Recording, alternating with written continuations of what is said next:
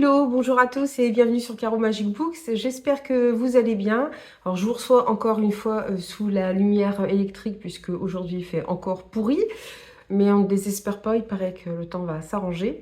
Sinon je vous retrouve aujourd'hui pour vous faire ma palle de cet été. Je voulais en faire une pour le printemps. Malheureusement, je suis arrivée au mois de mai, je l'avais toujours pas faite. Donc je me suis dit, laisse tomber, tu vas faire celle de cet été. Ça va être beaucoup plus simple. Ça n'avait plus trop de sens de la faire en plus au mois de mai.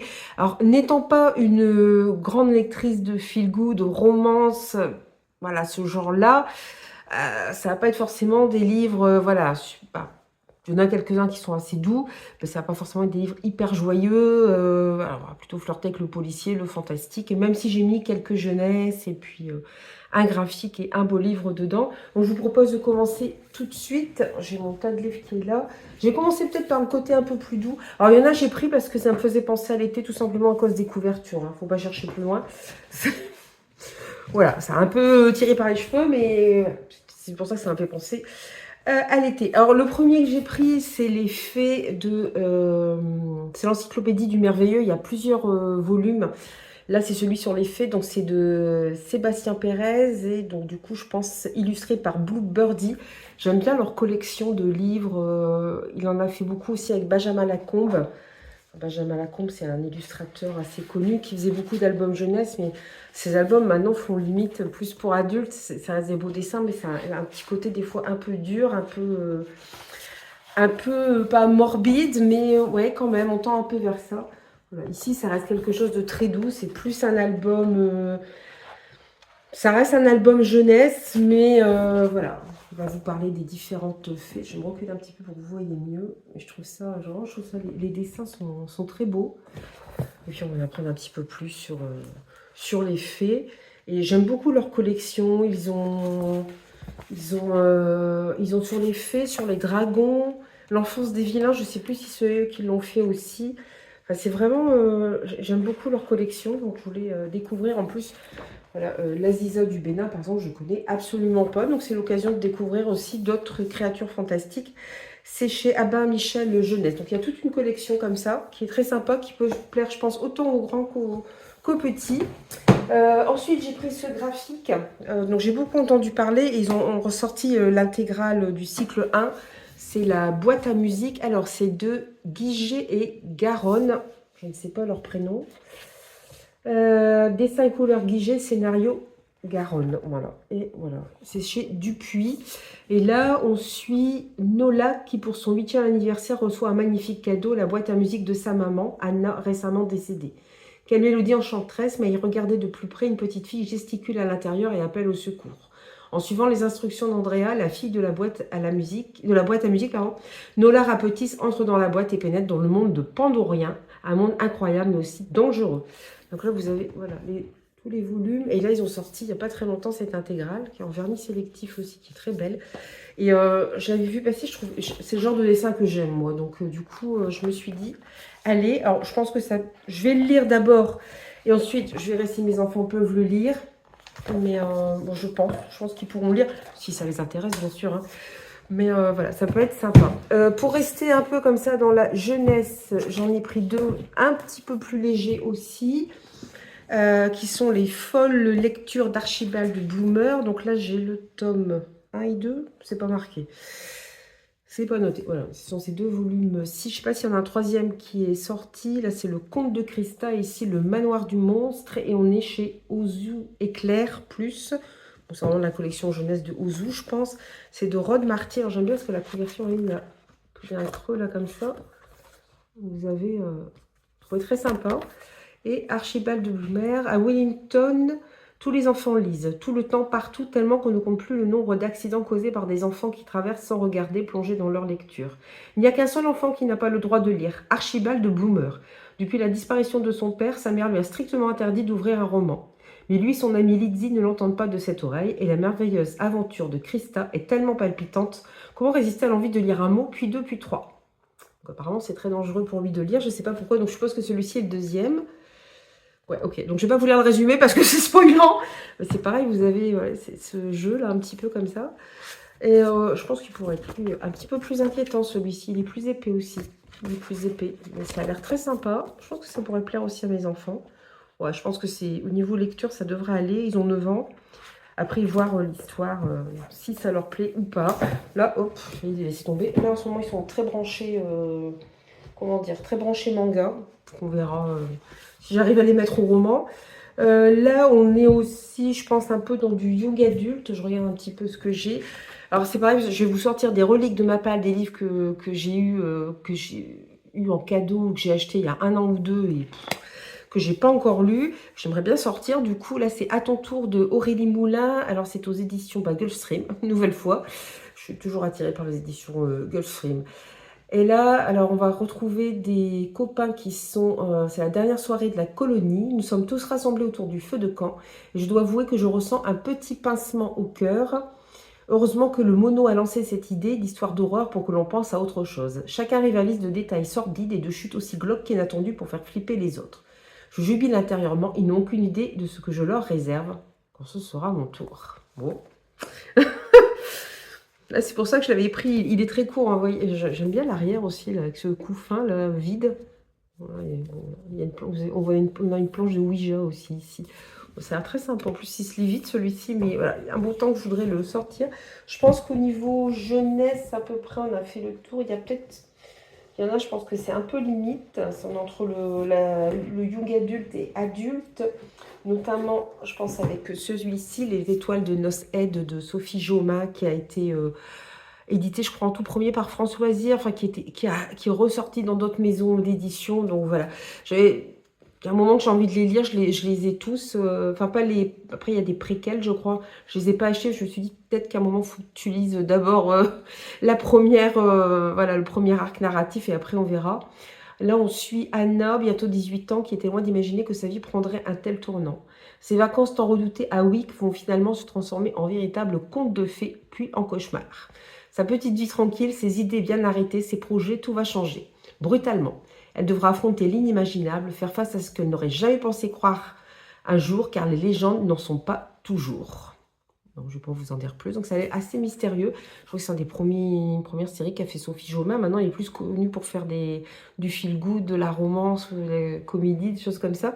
Mais à la base, c'était plus là, c'est chez Rebelle, plus de la fantasy young adulte. Et ils ont même ressorti en collector. Ils étaient très, très beaux en collector. J'avais hésité à l'acheter, mais c'était aux Aliénales. Non, c'était pas aux Aliénales, c'était à Bondu, au salon du livre de Bondu. Mais ils n'avaient pas les tomes 1 et 2, ils avaient que le 3, je crois. Donc, je sais pas, j'ai pas lu les 1 et 2, donc c'est un peu bête d'acheter le tome 3 en collector et de ne pas voir les autres. Là, pareil, je pense qu'on reste aussi dans de la jeunesse. Je vous dis, je les ai depuis un moment, ces livres. Enfin, un moment, 1 an ou 2, gros maxi. J'en ai beaucoup plus vieux que ça. C'est La forêt magique, le temps de la lumière est venu, de Patrick Ruimen. Alors, c'est aux éditions Champs-Élysées, Deauville, Paris. Je crois que celui-ci, j'en avais entendu parler dans le cadre du prix de l'imaginaire. C'est pour ça que je l'ai pris. Alors, par contre, je vous dis pas, pour lire le résumé, du vers sur du vers. Ça va être très facile à lire. Alors... On est chez les trolls. Dans la forêt fantastique de Tendrissar vivent des êtres provenant des elfes venus d'Aquitaine et des spiriflammes dans la famille Kaboukerk. Voilà, une famille qui pourrait être n'importe laquelle. Partout et toujours, le bien se trouve en conflit avec le mal. Ce dernier est incarné par Ralk le Magnifique, celui de sa meute et accompagné de son molosse, le rusé Piste. Bon, je ne vais pas vous en lire plus parce que franchement, c'est quasi illisible. Donc, on verra bien. Mais voilà, je pense qu'on c'est pareil, on est plus dans la jeunesse, peut-être yoga adulte, 12-13 ans. Je vais essayer de ne pas tout mélanger, ce serait cool, de ne pas vous faire 2 fois la même chose. Je pense que celui-ci aussi, on reste quand même dans du yoga adulte, je l'ai depuis un moment aussi, c'est Bayouk de Justine Niogré aux éditions 404. Là, on parle d'une malédiction au cœur des plus sombres des Bayous. On raconte que c'est arrivé un soir sans lune au village de Coq-Fondu, dans l'endroit le plus reculé du Bayou. Qu'une jeune fille a été maudite pour les crimes de sa mère, la pirate la plus redoutée des mers qu'elle n'a jamais connue. Où qu'elle aille, les esprits iront aussi, la traquant sans merci. On raconte encore que pour briser cette malédiction, elle devra dire adieu à tout ce qu'elle a toujours connu pour partir en quête de l'épave du Mermaid's Plague, le légendaire pavillon de la cruelle capitaine. Bon, cette histoire, c'est celle de Thomas. Donc, à voir. Je pensais pas qu'on allait parler de pirates. Je pensais qu'on allait plus rester dans le bayou. Donc, je pense qu'on est aussi dans du young adulte. Alors, là, celui-là, je ne le classerai pas en young adulte. Il y en a d'autres, j'ai une petite hésitation. Celui-ci, je pense qu'il y a des scènes peut-être un peu spicy. Donc, c'est peut-être pas top au niveau de la young adulte, mais on va voir, c'est Girl Serpent Dove que j'ai... non, Girl Serpent Thorn, pardon, je confonds avec Serpent and Dove. Donc c'est Girl Serpent Dove... oh là, je vais y arriver. Je reprends. Girl Serpent Thorn. Voilà, je vous le mets... On ne voit pas tellement le titre, c'est ça le problème. C'est de Melissa Bachardoust, c'est Stardust. Celui-là me tentait bien, mais après j'ai vu des retours assez mitigés dessus, donc on verra bien. Il était une fois une princesse qui avait reçu la malédiction d'empoisonner qui la toucherait. Soraya a vécu sa vie cachée loin de sa famille, dans sa chambre ou dans les allées de sa roseraie. À l'approche de la cérémonie du mariage de son frère, elle va devoir décider si elle est prête à sortir de l'ombre pour la première fois. Dans le donjon se trouve un démon qui détient les réponses dont elle a soif, les réponses à sa potentielle liberté. Et en bas du palais, il y a un jeune homme qui n'a pas peur d'elle, dont les yeux voient au-delà des apparences et comprennent qui se cache sous le poison. Je ne sais pas s'il y a une suite, si c'est un one-shot celui-ci. J'ai un doute, je ne sais plus. Je trouve la couverture très belle en tout cas. On voit un serpent, là, c'est très beau. Mais je suis en train de me demander si c'est... Est-ce qu'il y a une suite? Je confonds avec Serpent and Dove. Non, c'est pas vrai. Pour rester chez Stardust, je viens de le voir, donc je crois que je l'ai aussi. Stardust, c'est une branche de Hugo New Romance, mais plus fantastique normalement, ou mystérieux, policier. C'est La Reine des Ombres de Tricia Levenseller. C'est pareil, j'ai vu des retours assez mitigés, mais j'avoue que je voulais me faire ma propre idée. Il doit être sorti en poche maintenant. Personne ne connaît l'étendue des pouvoirs du roi des ombres fraîchement couronné. Certains disent qu'il peut contrôler les ombres qui errent autour de lui et les manipuler à sa guise. D'autres que les ténèbres lui murmurent les secrets de ses ennemis. Peu importe, Alessandra sait ce qu'elle veut et rien ne pourra l'empêcher de mener son plan à la réussite. Mais la jeune fille n'est pas la seule personne qui cherche à conquérir le trône. Et alors que les attaques envers le roi se multiplient, elle se retrouve à devoir mettre toute son énergie à le défendre, le temps qu'il puisse faire d'elle sa reine. On est dans une romantaisie, hein. Ça je m'en souviens, par contre, ce n'est pas trop le style. Là, je vais passer chez De Saxus. Ouais, je ne sais pas si on peut le mettre en Young Adult, peut-être Young Adult Plus, c'est Beast of Prey, que la chasse commence de Ayana Gray, le tome 2 est déjà sorti. C'est pareil, De Saxus, maintenant, ils ont leur propre collection de livres de poche. Il est peut-être sorti en poche, celui-là, à vérifier. Alors, Kofi, une jeune fugitive qui possède un mystérieux pouvoir, et Ekon, un futur guerrier qui veut prouver sa valeur, décident de former une alliance singulière pour traquer le légendaire Shetani, un monstre qui menace leur ville depuis près d'un siècle. Ensemble, ils entrent dans la grande jungle, un monde imprégné d'une magie sauvage et d'indicibles dangers. La chasse commence, mais il devient rapidement difficile de savoir s'ils sont les chasseurs ou les chassés. Donc à voir. 13 ans plus, c'est noté derrière. Bon, bah voilà, moi, on a un ordre d'idée. J'ai pris des trucs quand même assez soft, en fait. C'est plus pour des enfants, des ados, young adultes. Celui-ci, je sais plus pourquoi je l'ai pris. Le titre me dit, c'est un vieux livre, hein, La Compagnie des Fées de Gary Killforce, pardon, aux éditions Terre de Brume. Rien que la charte graphique, je pense qu'ils doivent toujours exister, Terre de Brume, hein, mais ils ont changé leur charte graphique, mais déjà le format du livre, il est assez rigolo.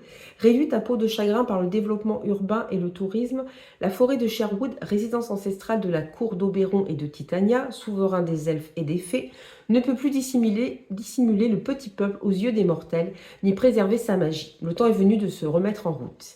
Initiée aux joies de la conduite par Sid, un jeune mécanicien bourru capturé par les fées, la reine Titania va prendre la tête de l'improbable troupe au volant d'un vieux bus pourri la veille de la Saint-Jean. Direction la nouvelle forêt où tous espèrent régénérer leur pouvoir.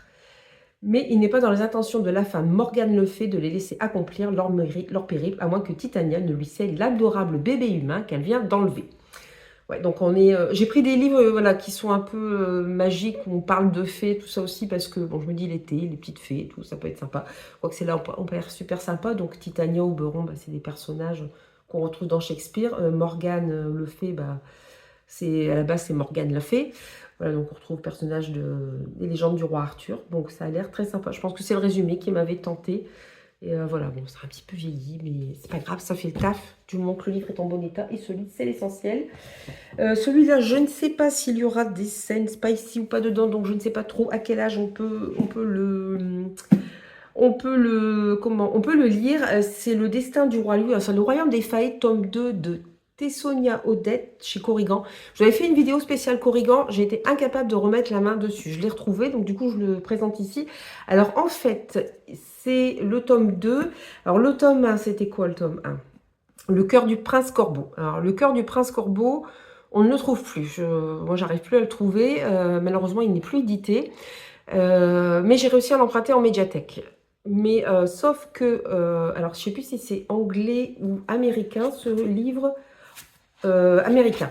À la base, c'est celui-ci qui est sorti en premier aux États-Unis et ensuite le cœur du prince Corbeau en deuxième. Et à savoir qu'il va y avoir il va y avoir les personnages du tome. Alors, on va retrouver les personnages de ces deux tomes dans les deux livres. Donc, en France, ça a été sorti à l'envers. Ils ont d'abord sorti le cœur du prince Corbeau. Mais apparemment, il vaut mieux commencer par le tome 2 qui est sorti en France. Donc, je me dis, je vais commencer par celui-ci et je dirai l'autre après. Du coup, je ne vous ai pas lu le résumé. À la cour de l'hiver, les humains et les faillis cohabitent pacifiquement. Mais tout change le jour où Gemma est enlevée par le roi Elliot. Au premier regard, la jeune femme déteste cet homme terrifiant qui a le pouvoir de se transformer en loup. Le roi retient Gemma en captivité en espérant qu'elle tombe amoureuse de lui. Victime d'une terrible malédiction, il doit susciter l'amour véritable, sinon il mourra. Je crois que c'est une réécriture de La Belle et la Bête. Et Le Cœur du Prince Corbeau, c'est une réécriture d'un autre conte, peut-être Cendrillon. Voilà. Mais apparemment, on retrouve, on va avoir ici déjà des personnages du Cœur du Prince Corbeau. Donc, vaut mieux les lire dans l'ordre anglophone et non pas dans l'ordre français. Bon, je ne sais pas pourquoi ils s'amusent à faire ça en France, à pas les sortir dans l'ordre, mais il faut plus chercher à comprendre. Celui-ci, c'est pareil, je l'ai depuis un moment, c'est Sorcery of Thorn de Margaret Rogerson chez Big Bang, donc chez Bragelonne. On va suivre... ah non, j'allais confondre avec un autre livre, donc je vais vous dire des bêtises. Donc là, on va suivre Elisabeth qui a grandi au milieu des redoutables livres de sorts d'une des grandes bibliothèques d'Ostermer. Elle le sait depuis son plus jeune âge. Et elle compte bien protéger le monde de cette magie néfaste, l'épée à la main s'il le faut. Jusqu'au jour où l'un des plus terrifiants grimoires se transforme en monstre de cuir et d'encre, semant mort et destruction. Accusée de l'avoir libérée et forcée à comparaître devant la justice à la capitale, Elisabeth se retrouve prise au piège d'une conspiration vieille de plusieurs siècles. Bien malgré elle, elle doit trouver secours auprès du sorcier Nathaniel Thorne et de son mystérieux serviteur, Silas. Voilà. Donc en plus, on est dans une histoire de livre. Bon, du coup, ça m'intéresse. Mais voilà, c'est pareil, c'est un petit peu des reliques de Pâle, tout ça. Ensuite, je crois que c'est peut-être la seule romance que j'aurais mis. Je sais plus, si je sais pourquoi je l'ai pris, mais je ne sais plus le résumé. C'est Austen Westworth aux éditions Milady, donc toujours Bragelonne, de Brigitte Coady. Alors, je l'ai pris parce que... Non, Austen, c'est Austin d'abord, parce que j'adore les écrits de Jane Austen. Et Wentworth, c'est un de ses personnages. C'est le capitaine Wentworth qu'on se retrouve dans le roman Persuasion, qui est mon roman préféré de Jane Austen. Alors, je ne sais pas quelle sorte ils vont les mettre. Je me souviens plus du résumé. Annie Elliot. Bon, à savoir que dans Persuasion, écrit par Jane Austen, l'héroïne s'appelle Anne Elliot. Voilà. Donc là, ici, nous avons Annie Elliot, est loin de mener la vie dont elle avait toujours rêvé. Célibataire, la jeune femme est comptable, habite chez son père et doit supporter les piques constantes de ses proches. Pas très digne du glamour de Hollywood. Lorsqu'elle parvient à devenir productrice sur une nouvelle adaptation d'Orgueil et Préjugés, Annie se dit que la chance lui sourit enfin. Un seul problème, son ex, Austen Wentworth, donc un personnage de Persuasion, qui a décroché le rôle de Monsieur Darcy, personnage de Orgueil et Préjugés. Et alors que la vie d'Annie était au point mort, lui s'est hissé au rang de star de cinéma et d'homme le plus sexy au monde. Face à lui, celui qu'elle tente d'oublier depuis presque 10 ans, Annie se laissera-t-elle persuader de donner une seconde chance à l'amour? Une réécriture hilarante de Persuasion de Jane Austen. Parce que j'allais dire, ça ressemble fortement à une réécriture de Persuasion parce qu'on a la même idée de départ, c'est-à-dire que Anne Elliot a poussé par sa famille à refuser la demande de je ne sais plus son prénom, Wentworth, sa demande en mariage, parce qu'il n'était pas, sa famille ne le trouvait pas assez riche. Or, il a réussi à devenir capitaine lors des guerres contre Napoléon, et c'est désormais un homme riche. Et Et elle le retrouve, ouais, 10 ans après aussi, je crois, et elle est toujours amoureuse, sauf que lui, bah, après ce qu'elle lui a fait, c'est pas sûr qu'il ait encore des sentiments. Voilà. Après Jane Austen, ça finit toujours bien. Voilà, donc on est vraiment dans une réécriture de Persuasion. Je comprends pourquoi je l'ai pris maintenant. Pour rester peut-être... je sais pas si c'est hyper léger. Ou alors celui-ci, c'est peut-être un peu plus une romance aussi, Gods of Men. Je crois que je vous ai présenté les autres, je sais plus. Voilà, ça, c'est le tome 1 que j'ai retrouvé en tout cas. Je pense que je vous ai présenté les autres. Donc là, c'est le livre 1 et la magie est interdite dans les 5 provinces et ceux qui en sont doués depuis la naissance sont pourchassés et tués. Sable ignore que sa musique renferme un pouvoir jusqu'au jour où, à peine âgée de 9 ans, elle arrête par accident le cœur de sa petite sœur avec sa flûte, la tuant sur le coup.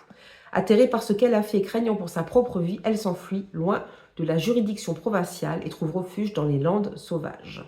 Voilà. Bon, je ne vais pas en dire plus. J'aime beaucoup. C'est chez Rivka. Ils ont vraiment de... Bon, les couvertures sont sympas et puis vous avez toujours à l'intérieur. Je trouve ça vraiment très sympa. Et j'ai dû vous présenter les tomes 2 et 3, mais je n'ai pas dû remettre la main tout de suite sur le...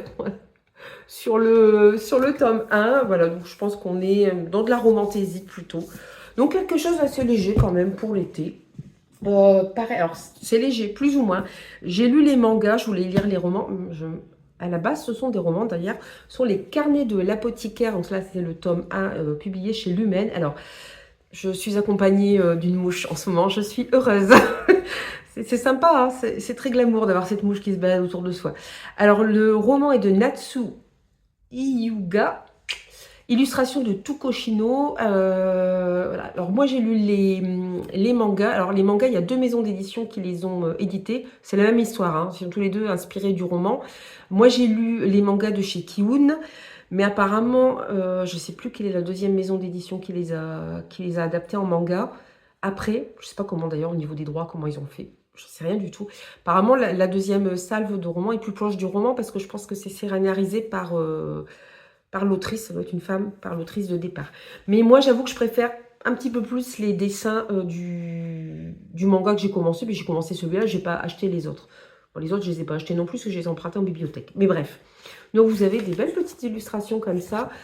Pour rappel, on va suivre une jeune fille, Mao Mao, qui... C'est la première fois que je vous en parle, hein, je ne vous dirai pas de vous saouler avec ça. Qui vit dans le Japon, alors je ne sais pas à quelle époque exactement, mais un Japon qui a encore un empereur. Elle est orpheline, elle a été adoptée par un apothicaire et elle vit dans le quartier des... Elle m'énerve cette mouche. Et elle vit dans le quartier des plaisirs, où il y a toutes les courtisanes. Elle apprend elle-même à devenir apothicaire, elle est passionnée de plantes, de tout ce qui a rapport à la guérison, mais aussi au poison. Et elle est enlevée par des criminels qui la revendent à la cité impériale où elle devient servante, mais bientôt on va faire appel à elle puisqu'elle s'y connaît beaucoup en plantes, et notamment parce qu'il y a des morts. Donc elle va rentrer dans ce milieu quand même qui est assez compliqué et plein de complots, et il y a toutes les favorites qui essaient d'être la préférée de l'empereur, qui veulent avoir le devant de la scène, qui essaient d'avoir des enfants le plus rapidement possible, le plus possible aussi, pour qu'il puisse régner, si c'est un garçon, qui puisse régner à son tour comme empereur. Elle va faire aussi la connaissance d'un eunuque très charismatique qui... alors ça donne des scènes assez drôles dans le manga parce que lui, on sent qu'il a des sentiments ambigus pour Mao Mao, mais elle ne voit rien du tout. Donc ça donne lieu à des scènes quand même assez rigolotes. Elle va faire la connaissance aussi de tout le système de cette cité impériale parce que c'est immense. Il y a des gardes, il y a des eunuques, il y a tous les administrateurs, il y a les concubines qui sont avec toutes leurs dames de compagnie, leurs propres servantes. Il y a 4 favorites. Donc, plus toutes les autres. Donc c'est incroyable, quoi. C'est un truc de fou. Et vraiment, c'est très sympa parce que ça vous fait rentrer dans l'univers de la cité impériale japonaise et voir comment ça fonctionnait. Et on voit même l'empereur à un moment, c'est plein de complots, plein d'enquêtes, plein de rebondissements. J'ai vraiment adoré le manga. Alors, moi, je me suis arrêtée au tome 11. Le 12 est sorti fin d'année dernière. La médiathèque ne l'avait pas encore acheté, donc du coup, je n'ai pas pu l'emprunter.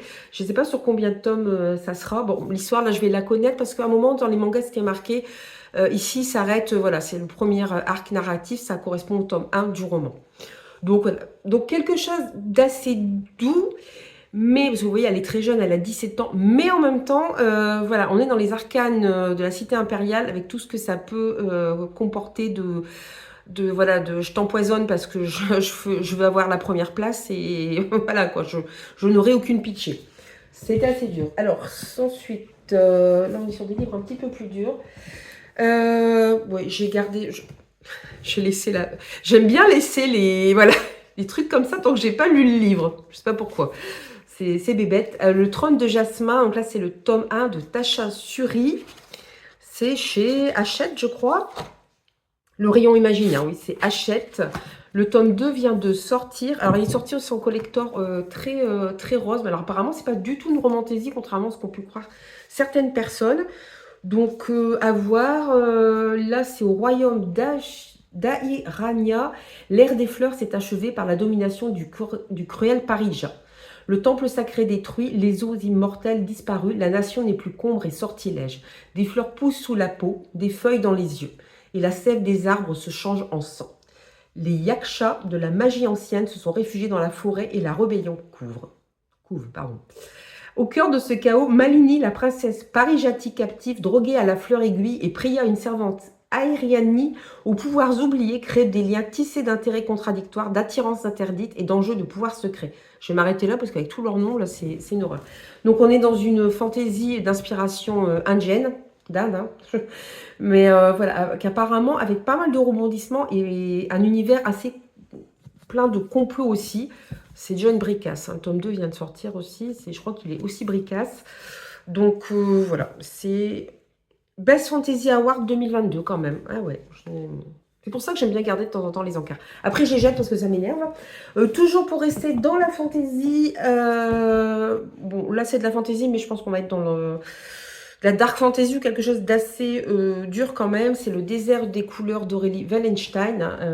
Elle n'est pas connue quand même pour faire des trucs très légers, hein. On n'est pas dans de la young adulte ou dans de la cozy fantasy. Donc, c'est toujours chez Scrinéo. Elle a écrit pas mal de romans chez Scrinéo. Alors, dans le désert des couleurs, chaque grain de sable est un souvenir perdu et oublié. Marcher dans les dunes, c'est voir sa mémoire s'effacer. Alors, pour se protéger, l'humanité s'est réfugiée dans le cratère d'un volcan. Mais depuis quelque temps, le sable monte chaque jour le long de ses pentes, prêt à l'ensevelir. Du coup, on a Kalbarai, fils du marchand de sable, et Irae, sa demi-sœur, s'aventurent dans les dunes multicolores pour trouver un nouvel endroit où s'installer. Voilà, donc voilà, Aurélie Wallenstein, donc à voir. J'avais bien aimé L'épée, la famine et la peste. Je l'ai pris, oui, parce que je me suis dit, désert égale soleil égale été. Oui, je sais, c'est tordu, mais voilà. J'essayais quand même de prendre des choses qui me rappelaient un petit peu l'été, si on peut dire. Les deux suivants, celui-là, je me suis dit, il y a des arbres, ça fait été. Bon, en fait, j'ai voulu aussi un petit peu, voilà, déblayer un peu ma palle et remettre en avant des livres que j'avais achetés. Là, on va plus être dans du suspense. Après y avoir vécu un drame lorsqu'il était enfant, Colburn est de retour à Red Bluff, Mississippi. Il y trouve une ville qui se meurt en silence. Lorsque deux enfants disparaissent, les tensions alors sous-jacentes éclatent au grand jour et la vallée s'embrase. Voilà, j'en avais entendu parler, je ne sais plus où, sur une chaîne YouTube aussi certainement. Et du coup, ça me tentait. Je ne sais plus si je vous ai dit le nom de l'auteur, Michael Faris Smith, et c'est chez Sonatine. Ah, Sonatine, généralement, ça me plaît. Celui-ci, bon, il y a des fleurs. Évidemment, ça rentrait dans le thème. Même si, encore une fois, on va être dans du suspense.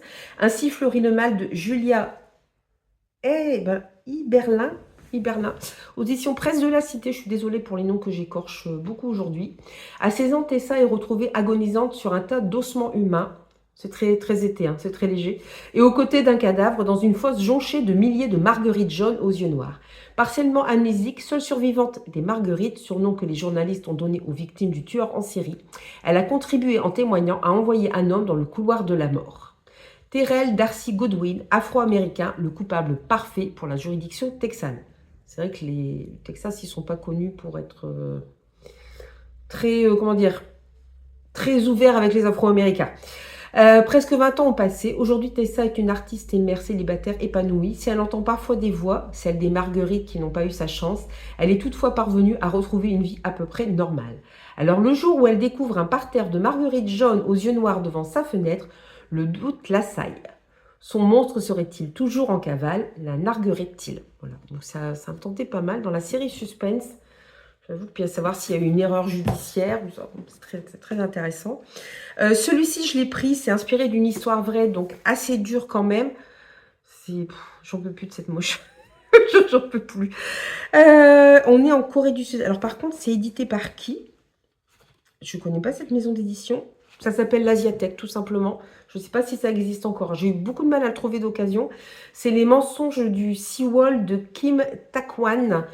Donc là, c'est une histoire vraie. Hein. Corée du Sud, le 16 avril 2014, le naufrage du Seawall fait 304 victimes, pour la plupart des adolescents en excursion scolaire. Énorme scandale qui met en lumière des carences multiples, notamment dans l'organisation des secours. Ce drame et ses suites contribueront à la destitution de Park Geun-hye, alors présidente. Ah oui, quand même.